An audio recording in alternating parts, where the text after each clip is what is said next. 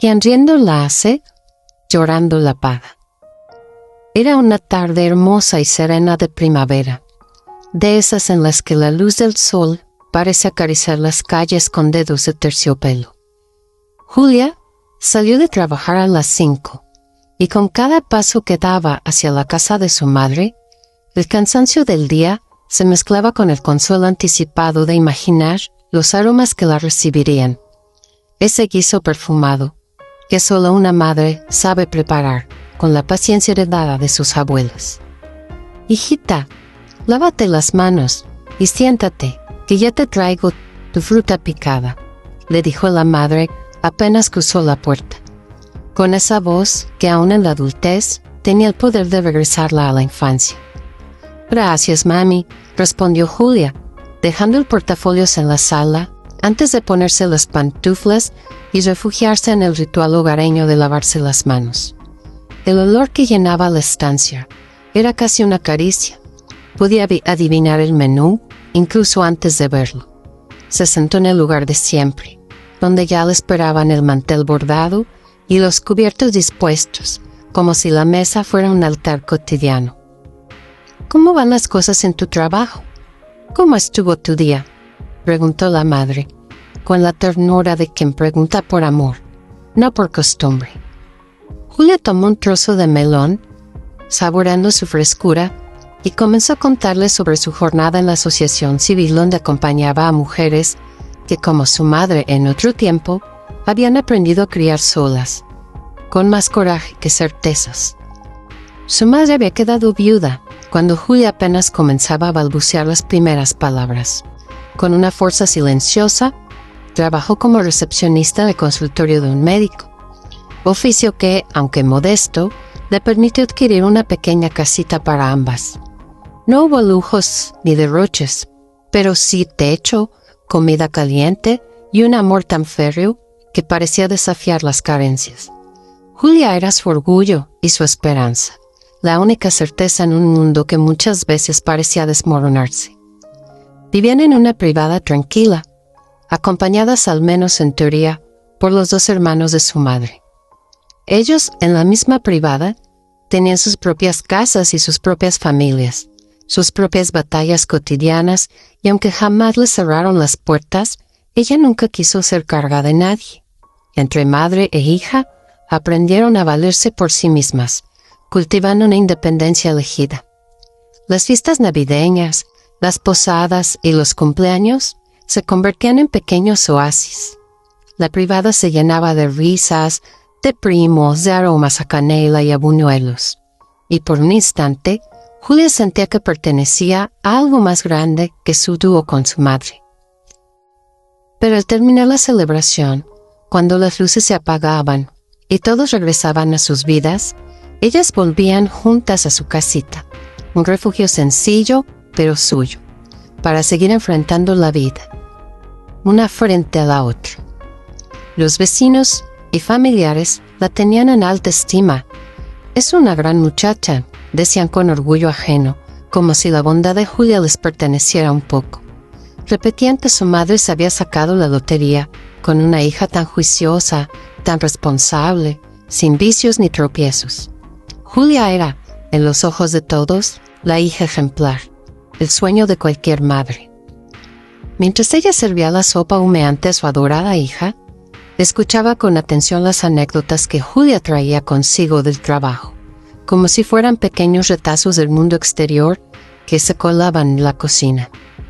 «Hoy, mami», dijo Julia, soplando suavemente la cuchara, «fuimos a recolectar víveres para una muchacha maltratada. Tuvo que irse de su casa y pronto ingresará a un refugio». «Ay, qué bueno, hija. Me da gusto escuchar que te gusta lo que haces», respondió la madre con genuino orgullo, mientras colocaba frente a ella el plato fuerte, servido con el cuidado de siempre. Julia siguió hablando, relatando en frases cortas y sencillas la crudeza de realidades que había aprendido a escuchar sin quebrarse, como si con cada historia reforzara la coraza que la vida la había obligado a construir. El postre llegó como un cierre dulce de un día común, hasta que la madre, sin preverlo, Abrió la puerta a un recuerdo que llevaba años guardado en el sótano de la memoria. ¿Recuerdas a tu tío Lucho? Julia no respondió. El silencio espeso y punzante cayó sobre la mesa como una sábana húmeda. ¿Me escuchaste?, insistió la madre. Sí, mami, perdona. ¿Mi tío Lucho? ¿Qué hay con él?, logró articular tragando saliva. En realidad, Lucho no era su tío de sangre, sino el cuñado de su tío Eduardo. Pero desde niña la habían obligado a llamarlo así, como si un título honorífico bastara para borrar la desconfianza que ella siempre sintió. Su verdadero nombre era Lucio. Bastó escucharlo para que un temblor invisible le recorriera el cuerpo. El rostro de Julia se nubló con tristeza y un miedo antiguo, casi infantil. Pero su madre, ajena a la tormenta que acababa de despertar, confundió su silencio con distracción. «Pues fíjate que lo van a operar», dijo la madre con naturalidad, mientras retiraba los platos. «Me lo contó esta mañana tu tío Lalo». «¿Ah, sí?», respondió Julia con un tono seco contenido. «¿Y de qué?». «Parece que tiene un cáncer muy avanzado en la próstata. Dicen que la operación será más bien para hacerle la lucha, pero es probable que no la libre. El pobre está sufriendo mucho». El rostro de Julia se endureció. Una mueca ambigua, mezcla de alivio y de rabia, se dibujó en sus labios. «Pues a todo mundo le llega su hora», murmuró sin apartar la mirada de la mesa. «Ay, hija, no seas tan dura», dijo la madre, aún sin captar la tormenta que se avecinaba. «De hecho, te iba a preguntar si estarías dispuesta a donar sangre para él. Tu tío me comentó que necesitan al menos 3 donadores». La silla chirrió sobre el piso cuando Julia se puso de pie. Sus manos temblaban, pero la rabia le dio una fuerza que no recordaba haber sentido. «Jamás», exclamó golpeando las palmas abiertas sobre la mesa. «Jamás moveré un dedo para ayudar a ese cerdo». La madre la miró desconcertada, con esa mezcla de sorpresa y temor que solo una madre siente cuando reconoce el dolor de un hijo. «¿Por qué dices eso, hijita?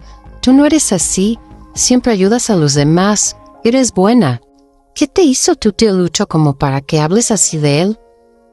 Julia rompió en llanto. Las lágrimas no fueron tímidas. Salieron como si se llevaran años esperando ese instante. «¿De verdad quieres saberlo, mamá?», susurró entre sollozos, casi sin voz. La madre, pálida y con el corazón encogido, se acercó despacio y le tomó la mano. «Por supuesto que sí, Julia», dijo en un hilo de voz. «Soy tu madre y a mí me puedes contar lo que sea». Julia, llorando a mares, comenzó a hablar con la voz quebrada, esa que tiene las verdades largamente ocultas. «Para empezar, ese cerdo no es mi tío. No vuelvas a llamarlo así. Siéntate, mamá. Lo que te voy a contar es serio». Repasó, como quien repasa una fotografía amarillenta, la tierna edad de los 5 años. Papá ya no estaba con nosotras. Aquella tarde, todos los primos jugábamos a las escondidas en la casa de tu hermano Lalo. Tú no habías llegado del trabajo. No recuerdo si era Día de las Madres o algún cumpleaños. A media tarde, ya habían bebido. Yo me había metido a una recámara para esconderme. Lucha subió las escaleras, con un vaso en la mano. Me vio y sus ojos ardieron. Yo era una niña indefensa. Puso el vaso sobre un mueble. Se acercó. Yo le supliqué que no dijera que me había encontrado, y su sonrisa cínica fue la antesala de su asquerosa mano que subió mi vestido y me bajó los calzones. «¿Qué dices, Julia?», gritó la madre horrorizada. «Sí, mamá», respondió ella entre sollozos. «Por fortuna, tu hermano Lalo subió, y eso lo detuvo».